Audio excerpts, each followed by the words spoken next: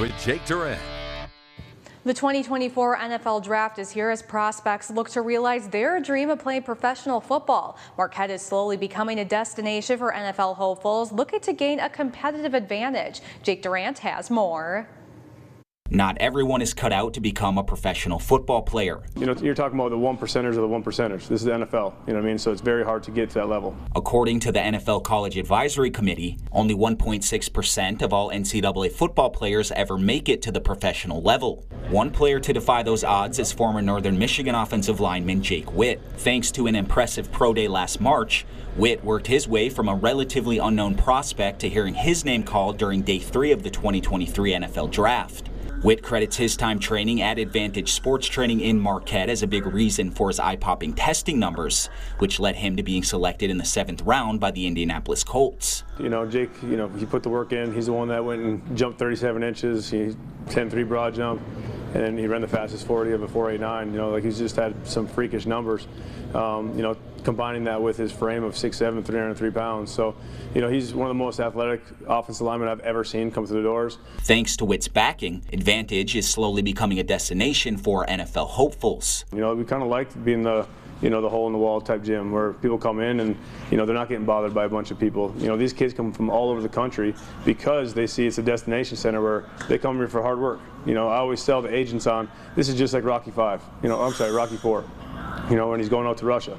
You know, they come up here, it's nothing but snow. They're away from their families. They have no distractions. It's not like they're going to Miami or South Beach or something like that and going to the beach every day, right? They come up here, it's, you know, 30 degrees and below, a lot of snow, and they come here and they work. That's what we predicated on. For the past few months, a new group of prospects have been training at the facility looking to follow a similar path as Witt. So obviously with, you know, Jake having the numbers that he did last year, you know, his agent was able to, you know, sign, you know, 6 more guys this year that, you know, he wanted to send up this way. So, you know, his class that he had sent to me, he had a kid from UMass, Marcellus Anderson, and then he had, you know, John O'Brien, he's from South Dakota State, another kid, Cole Spencer from Texas Tech, Tavion McCarthy from Mercer, you know, John McMullen from West Florida, and then Michael Bertoya, he came from University of Wisconsin La Crosse.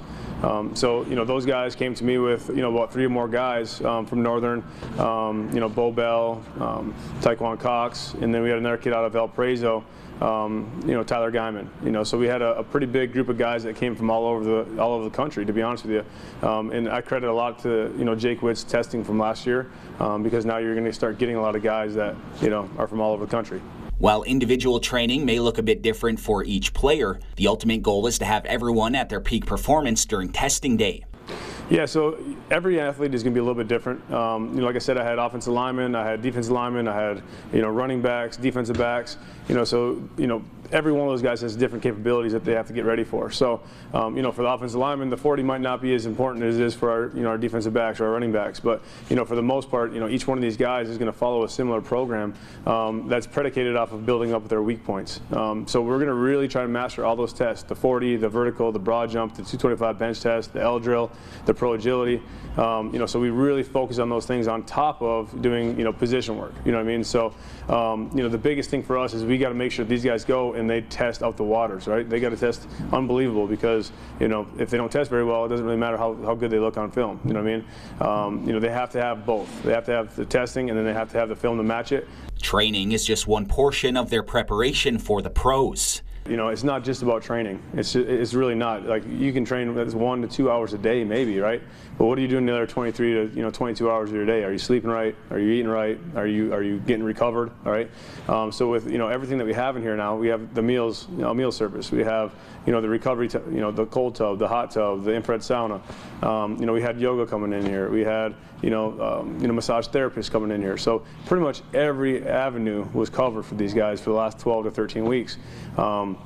And I kind of want to just like people to understand that it's not just about training 1 to 2 hours a day. You know, it's a whole process. And there's little room for mistake for these prospects. You know, when you're working with guys that are, you know, bubble guys, that are borderline, you know, next level type guys, their numbers are going to really be what's going to set them off. You know, like you just said, you're talking about tenths of seconds making the difference between making millions of dollars and, you know, maybe not playing at all, you know, for the rest of their career. So this, you know, this is one of those pressure things that I love. Brancho spent most of the month of March attending pro days in support of the AdvantEdge athletes. One player that has created a similar buzz as Witt during the draft process is former NMU and Mercer defensive back Tavion McCarthy. His workout during the Mercer Football Pro Day on March 27th went viral on social media, getting featured on the official NFL account, ESPN, and Bleacher Report, officially putting the league on notice. Yeah, I mean, obviously with Tavion, you know, we saw him jump, you know, on a 72-inch box jump here like 3-4 weeks prior to it. You know what I mean? So, you know, that video also got about 10 million views. So he kind of went viral before he even went to his pro day. And it's kind of funny because you'll see a bunch of stuff where people are like, you know, that's not true, that's not accurate. You know, he's probably maybe a 40-inch vert or whatever, right? And we just kind of kept it in our back pocket. And we knew that when he went there, he was going to hit minimum 42 inches. You know, he was hitting that in testing, so we knew he was going to hit at least 42 to 44, depending on how we peaked him, right? And sure enough, he goes there, and you know, the video was kind of crazy because you know they had it set up, and you can hear me in the video saying he's going to clear it. He's going to clear it. I said it twice. He's going to clear it. Oh, yeah. He's going to clear it.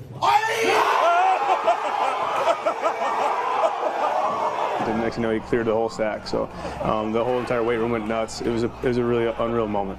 Another client that took advantage of his opportunity is Texas Tech lineman Cole Spencer. During his pro day on March 30th, Spencer had an impressive workout which was headlined by his 40-yard dash time. Spencer clocked a 4.89 and a 4.9 during his 2 attempts. Not only was it the fastest 40 among offensive linemen at the Big 12 Pro Day, it was also faster than any offensive lineman that tested at this year's NFL Draft Combine in Indianapolis. Yeah, honestly, that's something that we predicate ourselves on. Like, you know, I really don't think people understand like the significance of having 2 guys back-to-back years running the fastest 40 in the entire NFL draft process. With Jake Witt and then Cole Spencer, the Texas Tech kid. He went and ran a 4.89 40 at the Big 12 Combine out at Frisco in the Dallas Cowboys Stadium.